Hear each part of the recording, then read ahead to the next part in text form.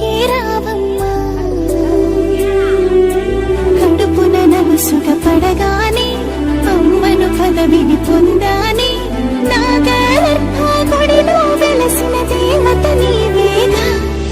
అనగానగా ఇది నీ కథగా పున్నాగా ఎప్పుడా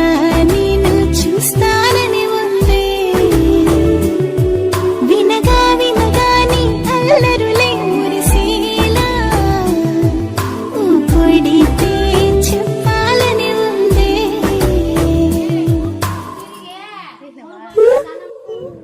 బాబు ఎట్ట పుట్టాడు బాబు ఎట్ట పుట్టాడు